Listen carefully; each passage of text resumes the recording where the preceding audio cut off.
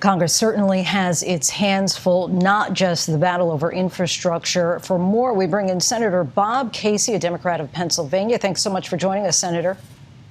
Lindsey, good to be with you. Thank you. So, of course, you're coming off of a big vote last night on infrastructure, but it seems that it's just the beginning. So game this out for us a bit. What are the odds of this bipartisan bill actually passing in the days ahead, especially if senators keep trying to amend it? Lindsey, I think the likelihood is very high that we'll be able to pass this bipartisan physical infrastructure bill. And then the next step right after that would be an effort to pass a budget resolution, which we have to do just with Democrats. And I think that will pass as well. But then we have the hardest work of all, which I think will be the, as Rachel just mentioned, the reconciliation, which is the real policy and funding. And we'll do that. That bill would be put together over August, and then maybe we can get a vote in September on that.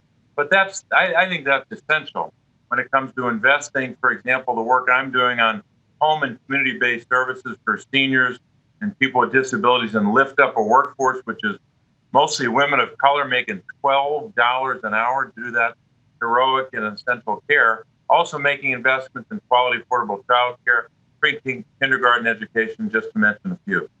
And there's, of course, a loud outcry from progressives in your party, like Representative AOC, who says that the Senate bill isn't even enough to cover traditional infrastructure. Democrats in the House and in the Senate want a reconciliation bill. But are you concerned that such a bill could blow up the bipartisan compromise altogether?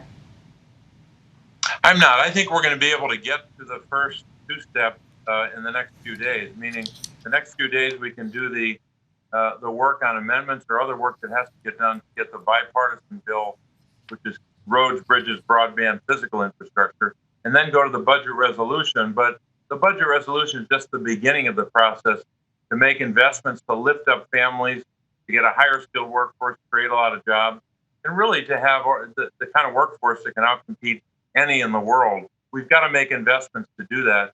And I think that part is going to be difficult, but I think we can get it passed. All right, so you seem optimistic, but are you concerned that the House Democrats might change the bill in ways that could make it impossible to get it back through the Senate? It already seems like a fragile coalition is holding this together by a thread. I do think that there's unanimity when it comes to Democrats about the policy. We will have debates about the revenue numbers and the pay for it, and that might be not just between House and Senate Democrats, but even between among Senate Democrats. So I'm not predicting that this will be tranquil waters for weeks and months. It'll be difficult, but I think in the end, Democrats will come together and get this done because these are transformational investments in the lives of families we've never even attempted before to move the country forward. And I think Democrats are united around that. And building on that, you represent numerous rural communities. Broadband is presumably a big issue. How important is this infrastructure legislation to your constituency? It's critical. We've got 67 counties, 48 are rural. And rural doesn't just mean agriculture. Often it means small towns. And often the bridge that connects a small town between that town and the rest of the world that carries a school bus over the bridge or an emergency vehicle is the bridge that we've got to make sure is repaired. Broadband is another bridge, the way people learn, the way small businesses run. And it's a problem, a huge problem in rural America, rural Pennsylvania. So this physical infrastructure bill is going to address a lot of those needs and concerns. And just getting back to the eviction moratorium for a moment, why is Congress just considering tackling this now? Of course, the deadline was no secret at all.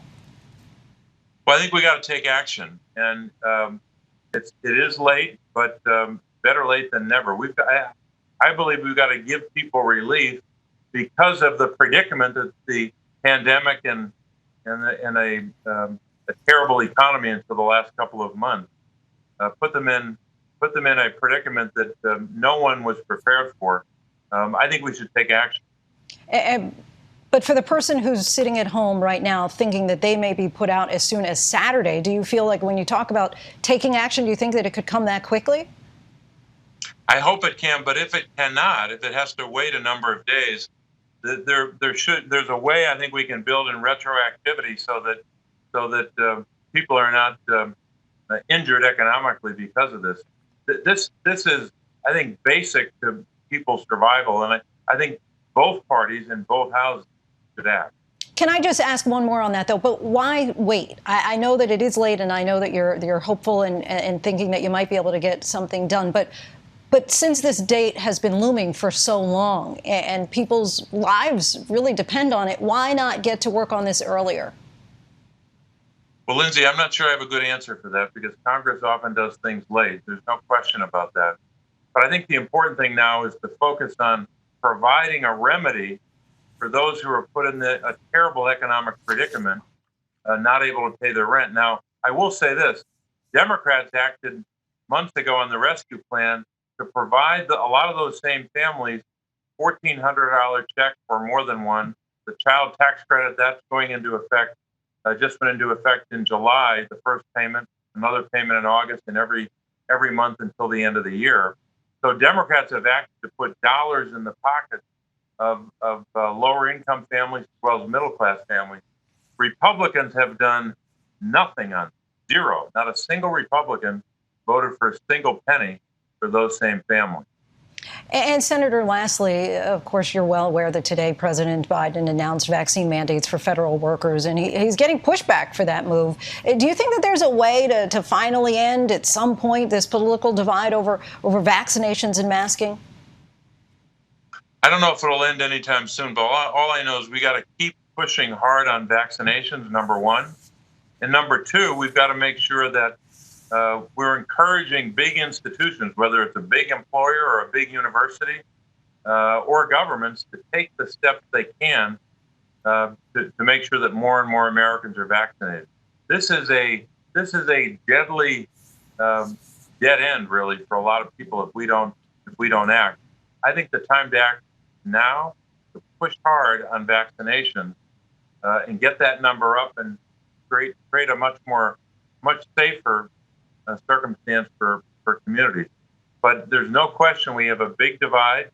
We just, in my office, just started yesterday to reinstitute mask wearing. I'm not in my office right now, but when I'm in my office, I'm wearing a mask in the hallway in the office, and so are our staff. I hope every government office would do that. Senator Bob Casey of Pennsylvania, thank you so much for your time. I appreciate you coming on the show.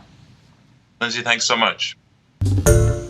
Hi, everyone. George Stephanopoulos here. Thanks for checking out the ABC News YouTube channel. If you'd like to get more videos, show highlights, and watch live event coverage, click on the right over here to subscribe to our channel. And don't forget to download the ABC News app for breaking news alerts. Thanks for watching.